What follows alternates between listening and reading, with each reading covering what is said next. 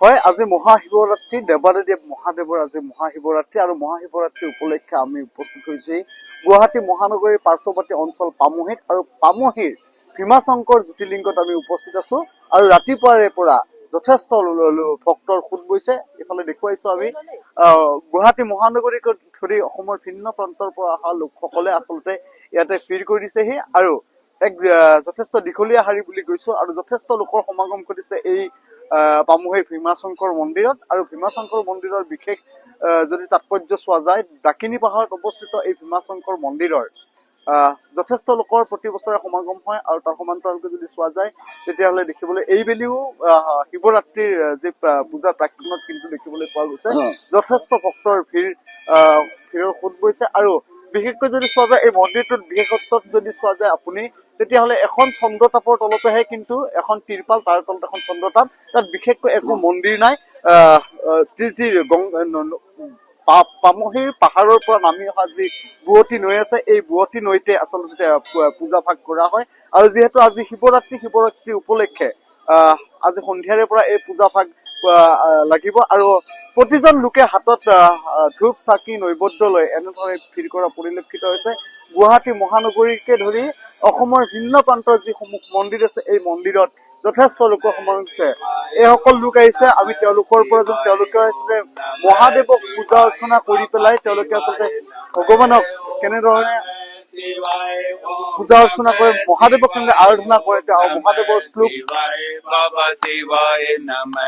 शिव असुर निकंदन भव दुख भंजन संतन के प्रतिपाल हरे माँ पार्वती पत हर हर शंभो पाहि पाहि दातार हरे स्वयं अकिंचन जन मन रंजन पर शिव परम उदार हरे माँ पार्वती पत हर हर शंभो पाहि पाहि दातार हरे नीलकंठ जय भूतनाथ जय मृत्युंजय अविकार हरे हे आवागमन मिटाओ।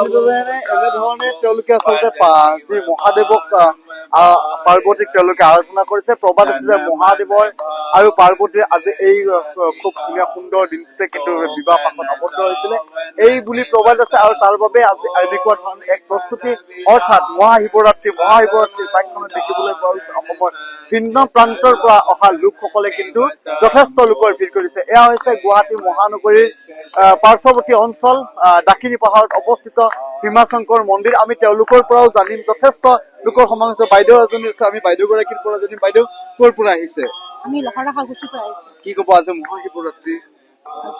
আজিতো সকলো শিৱ ভক্তই পূজা কৰিবলৈ আহে দিয়কচোন আৰু মনত বহুত আশা লৈ আহে এইটো বছৰত যাতে তেওঁ আমাক সকলো নিদি যায়, সমাজখনকো অলপ ভাল এটা হেৰি দি থৈ যায়। কেইটা বজাত আহিছে ৰাতিপুৱা? ৰাতিপুৱা আমি 4:30 মান পাইছো। ৰাতিপুৱা আহিছে